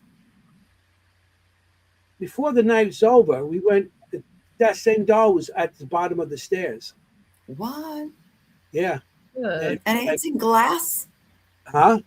It's in glass and closed? Yeah, it's a side of a house. It's actually it's a dollhouse of the replica of the original house that was sitting on this foundation. Right. With the look, these little dolls that they made of what the girls look like. It's Maggie and Kate and the mother and father, and it was the one started at the top on the top and ended up at the bottom of the stairs before the night was over. That's and it was a little doll. It was like, Kim, you would have loved it. It was a little doll, and it was at the bottom of the stairs. But there's a rumor about that house that the original, when they had years ago, before the Fox sisters actually moved in it, because they only were there like not even 18 months. They were not even there that long. I think it was 8 months they were there before they started getting all this stuff. But there's a rumor of past, because they were renting the house, they didn't own it, and it was past tenants that were there and stuff. There was a rumor of one of them, they murdered some one of the what do they call them, the peddlers or something like that, the door-to-door type of salesman type of thing. Back then it was big, and it was rumored that one of them, the old tenants, killed this person for his goods and buried him in a wall in the basement. Okay. And so the haunting of the house was it was knocks and knocks, and they say that there was a guy that was buried in the basement. Right. Okay, they buried him alive. Um, that was rumor, and they never really found a body in there, but they found other stuff. Well, no, they did found bones there later on, like 40, 50 years later. They found bones in that area. But so we went in there. We actually knocked once, knocked twice, and stuff. We were trying, but we were getting so much physical stuff than we were getting on the audio. And the audio, every time we asked a question, it got static. It went. It didn't like answer. It was like shh, like it couldn't answer, and the lights would flicker. It was crazy. But yeah, so we tried to get the documentary together, and of course, things didn't work out because you need everybody on the same page and have the people. Well, most of the people weren't, and so I still got some of that footage left of all that. But it was crazy how I got introduced to the Fox sisters by a feeling just driving by that was drawing me to it. Yeah, maybe it was all the energy that was there. Also outside, when you're outside that building, that's the monument, they're gonna have all kinds of stuff going on there now. But you could stand there and you could look in the distance and you could see shadows move tree to tree. It was crazy. And they looked like they were trying to get closer too, but there was a field, so they just moved tree to tree. And so I mentioned it to the caretaker. So I'm seeing shadows from tree to tree. She goes, "That's one of the things that was said. That was, people see that out there all the time, and people just come to see." As I'm talking, I hear knocking I on. know. It's weird. I heard that. I'm like, oh, jeez. My house is quiet. And she said that people would hear knocking, people moving from tree to tree in that area all the time. Hmm. It was interesting. It was very interesting how, I was drawn to that. Yeah, I didn't know you didn't know who they were. I had no idea who the Fox sisters were. That's it. That's I really interesting. I even know who the Warrens were through the Conjuring movies. So shows how much I really follow this stuff. I know that's why. I mean, with all this stuff, I don't follow it because of I'm trying to get. Yeah. Wow. No, that's not it. That's not it. No, this is it. A lot of times I go to the Fox grave because I still go up there, and I always see in the background that little boy standing there. I just Oh my look at the goodness. grave. Hmm. There's a boy. I don't know if you can really notice it on the picture. Yeah. I noticed that little boy standing there all the time. I have no idea what that So, is. who do you think at the Fox sisters' house was responding to you? Who I thought it was responding to me? Yeah. I don't know.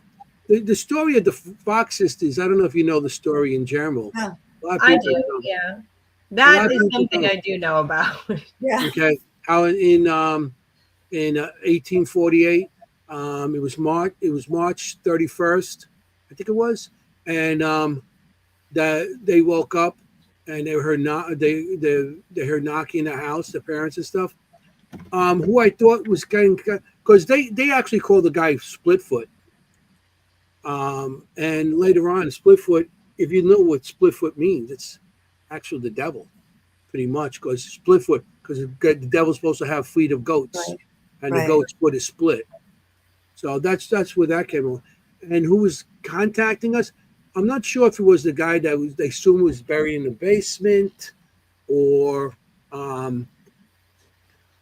you know, maybe who was actually, if there was a spirit there back when the girls were doing their thing back and forth, because that area there, it's very spiritual. Matter of fact, that area is where the Mormons started. Where what's his name, John Smith, I believe is it, Yeah. went out into the woods or something in that area, and he came back with the whole new Mormon religion. Hmm. And Wow. matter of fact, there was like three other religions that were actually formed up in that location, and one is spiritualism. You know, Wow. there's a bunch of different things. So I couldn't tell you who was contacting me because that's a very spiritualist type of place. Um, and a lot of the building is still there where the girls actually went to school right down the block, right next to them. They had to walk a couple feet down the road, and the school was there. So Yeah, actually, the spiritualist church that I did a lot of my mediumship training at Mhm. bought the church, bought the school. Excuse me. yes, I know. Mhm. I know. Guess Cool. guess who we got to That's investigate? Who we got to interview that weekend? Oh, Janet Nahavik. Yeah, Rest Oh, wow. I interviewed her. in peace. I didn't know she passed, but I interviewed her, and she actually the first thing I ever started with her was, of course, with a joke, and she was she was a nun at one time before she got into becoming a reverend in the spiritualist church. And the first thing I said, I told her, I said, I'm a little afraid of you. She goes, why? I said, you were a nun. I said, if you don't have any yardsticks on you to crack me across the knuckles, do you? Because Oh, God. and she leaned back and said, oh no. I never did that. And it was like, she was a very nice person. I met Very nice. Reverend She was Joe. my one of my main teachers. Yeah, one of my main instructors. They were when we went up there. We Amazing. went back there to do a full interview with everybody because we went up there twice. They were opening up their church up there, and we went to the actual church opening. I met her. I met Reverend Joe, and Reverend what's it, Alton? Alton. He was from England. He came Upton. Oh Upton. yes, yeah. Upton. Yeah. Yeah, Upton, and I met him also. I interviewed him. I Steve interviewed Upton, Jan, wife. Yeah. and somebody else interviewed Joe, Reverend Joe. Reverend Nice. Joe. We went to the mass and everything, and they put the healing on me. That was crazy how they did that. They came up to me and they put my hands on my shoulders, and it was like, holy shit, the whole body felt warm. It was crazy. Yeah, every Yeah. service. Every Yeah. service offers healing. Yeah, so it That's was incredible. Yeah, we got. I got so far into it, and of course I had to stop. And I did all the genealogy on them. I go back with the Foxes to when they were in Germany. The father, the one of the Fuchs before when they came here, they became the Fox, and also the mother.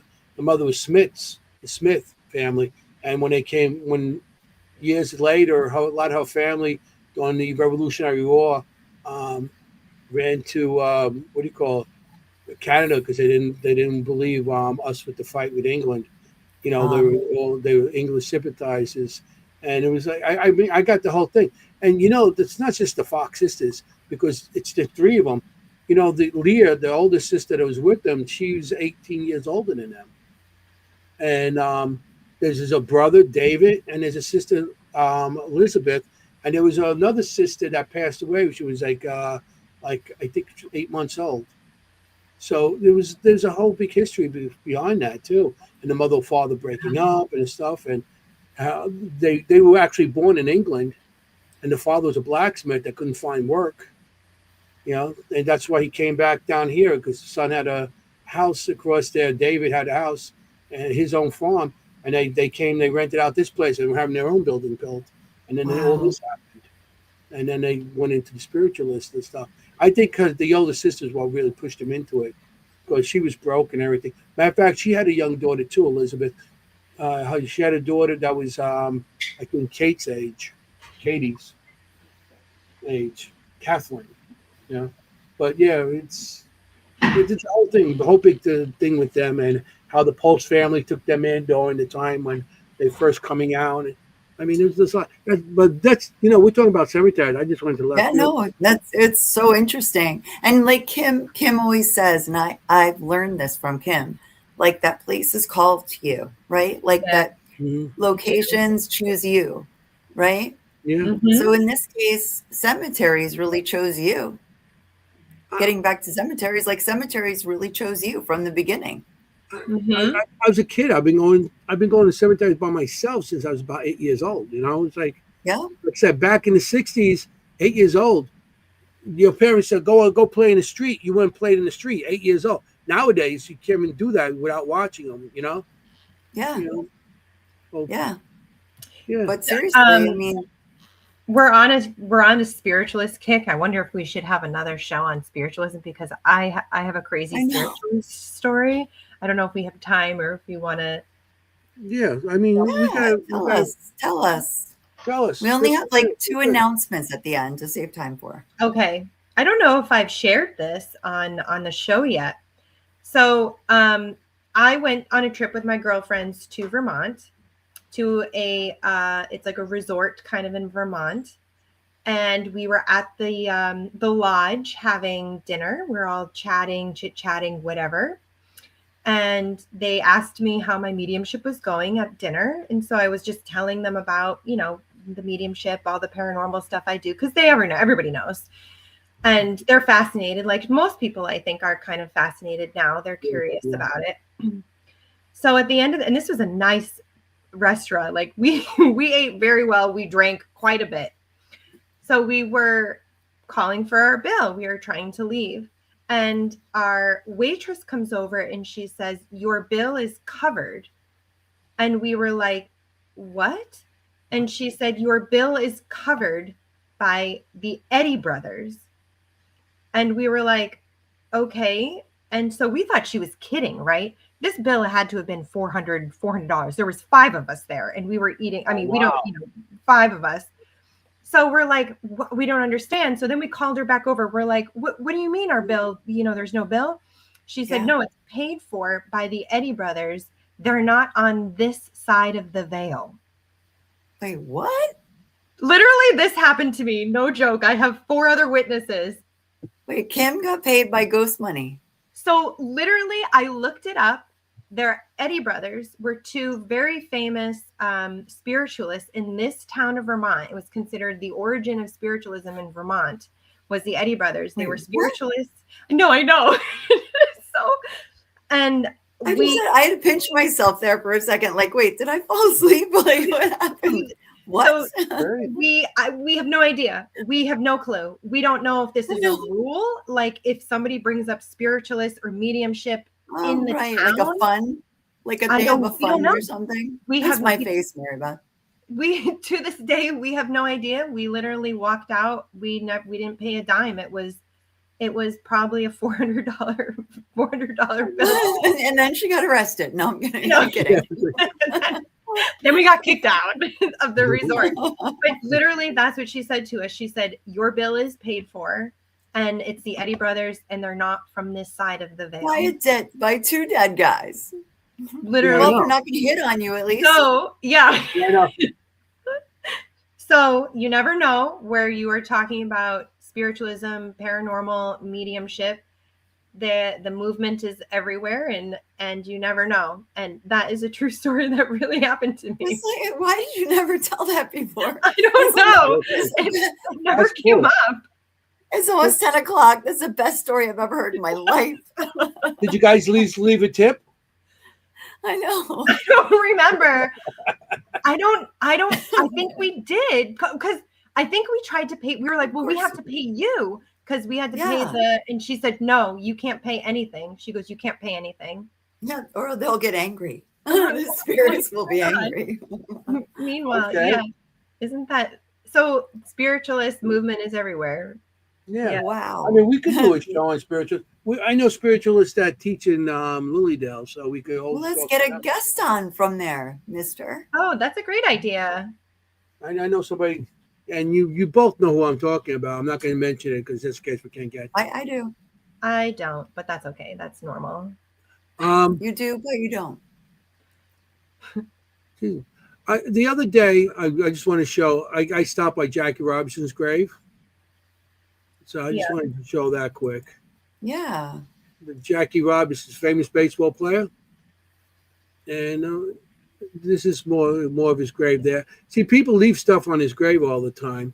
It's beautiful. Oh, wow. Oh my, are those all oh yeah, those are all baseballs. Wow. Yeah. And bats. Bats, oh my gosh, and helmets and gloves. Yeah, the people leave stuff there all the time. That's cool. As I guess, and Yeah, that's me. Hey, who's that guy? Oh my Michael God. Anthony. This ugly guy. Yeah, okay, I'll put him back up. Okay. But yeah, they put all kinds of stuff on the grave. So, you know. Also, the Cypress Hill Cemetery, I just want to show you one more thing. See this here? Yeah. This tree was planted by President Garfield, and it's still there after all these years, you know, and it's still growing, and you can go there and sit. And this is right in the military cemetery of the Cypress Hill Cemetery. They have all different sections with military and everything's there. So, you know, Wow. yeah, which is a lot of stuff going on there. Oh. So, can I show some pictures of drawings I have? Yeah. We have What 10 minutes. what year was that? Like how many years? What year was President Garfield? You know something? It doesn't say. Doesn't I'm say, looking. but I know it's I a long could time guess ago. at the size of James, that right? tree. I would Is say it James, right? James A. Garfield? James Yeah. I Garfield. would say 80 to 100, maybe 120. 1831. Hmm. Oh, he was born 1831. Yeah.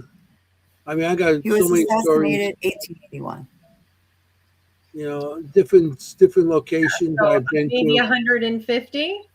Yeah. that's Yeah, what I maybe. thought. I was like, that's over 100 years old, easy. Yeah. I That's mean, and there's a cemetery around it. The cemetery is from the Civil War, into well, it's the was it the 1818 war, something like that. 18. There was a war back in the was it 1819? Because you got the Spanish American War, and you have all kinds of different wars going on at that time. Yeah. And this goes all the way up to Vietnam. This cemetery, I think it's pretty much full now. Well, wait, we're talking about 1812, the War of 1812. Yeah, 1812. I knew it was Yeah. one of the wars. Yeah. So it's. I mean, there's people buried there from 1812 and to I think the Vietnam War, and some people. And there's a lot of unknown soldiers and everything in that location, which I used to go there and pray for. There's 12 of them in a row. I call them the unknown 12. So when I go there, I say prayers for them and stuff like that. And, you know, but it's that cemetery. I mean, has so much stuff going on in it all these years. You know, Wow. but I don't want to take all the conversation. Yeah, and I don't believe that the souls or the spirits are, you know, permanently attached to their resting place. I think it's thank kind you. of, yeah, I think it's an anchor place, so they can use that as like an anchor place to communicate better. Like if you're not going to be in their house, or if you're not going to be in another place where they've had a lot of living life in a location, I think their grave is the next step, because that's another place where they have an anchor point. But I don't feel like they just wander around, or just, they can if they want. I mean, they're free spirits, right? They can if they want. They can come down and visit their grave. Sure. I just think why though? Like this is when I was Yeah. younger, I always thought, why would a cemetery be I asked my parents, I'm like, why would a cemetery be haunted? Like it didn't make sense to me. Yeah. I Well, was like, sometimes it also has a lot of emotion too. Yeah, And places right. with a lot of emotion tend to have a bit more spirit activity. It makes sense now, but when I was little, I'm like, why would anyone want to, I don't know, why would you want to hang out there? Why would you want to hang out there? It did when I was, a kid. Didn't make sense to me. We lost Anthony. Yeah, we did lose Anthony. Oh Taking no. over. The chicks are taking over. So I'll make an announcement then, if that's okay. Great. Make an announcement. Let's do it. So I want everybody to wish tomorrow is our owner of ERRT Radio's Networks, Ron's birthday tomorrow. Oh, So, happy birthday. happy birthday, Ron. Thank you for everything. We love you. Thank you. I wanted to make sure we said that on the show before we left. And also, we're re-showing episodes of our show since it's over a year now.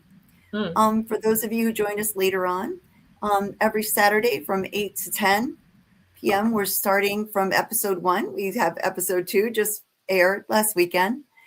So each weekend we're starting over from scratch from episode 1. And this is 67, if you can believe it. And so if you missed something, check it out. Saturday nights, 8 to 10 p.m. But you can always find it on YouTube. But that's all. Great. That we Good were showing announcements, you. Jenny. Yeah. That was good. Yeah, I'm excited Yeah. that we're showing our episodes again. It's kind of fun to like go through it anyway, because I'm like, oh yeah, we had them on. Because we've had Right. great guests, Yeah. I mean, such great 67 is a lot. locations, Yeah. such great Yeah. guests. Today Yeah. I learned at least 3 new words Yeah. Right. and terms. We Fun should facts today. Whistle past the graveyard, people. you should type in those 2 words for the graveyard I if you will. can, because I I know will. it was like it was hard to pronounce. I agree. I was like, I don't know Yeah, if I it's don't. like the C is silent or the I is Yeah. silent. Yeah. I don't know if it's coimetry or koi. Probably koe, but Yeah. because it looks Latin, you know. Yeah. An abnormal affiliation or affection for cemeteries. Yeah, that's who do we know like that? I don't know. Thanks for Rhymes with everybody who sent the letter. Anthony. Yeah, exactly. So yeah, I'll definitely put that in the chat. And I think we lost Anthony. Aw. Well, we were just That's saying in the okay. chat earlier about how unstable the internet is today because of all that's going on. So I'm not surprised.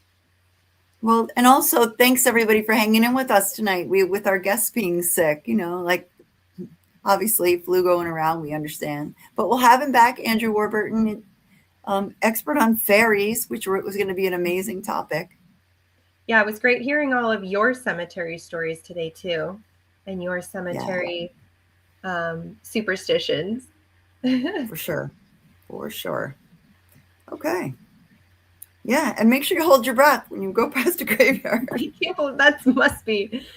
Well, yeah, I mean, Anthony would die if his cemetery banned the entire county, it sounds like. Yeah, you know what I'm going to say? You want to look for ghosts. You don't want to be a ghost. Be a ghost. I can't do it like him. Sure, you want to can. look for ghosts. You don't want to be a ghost. My hands out. I think we lost him. Okay, well, that's all right. Anthony's computer's down, everybody. So if he doesn't come back, he says goodbye. No, I made that up. He says goodbye. Hey, how you doing?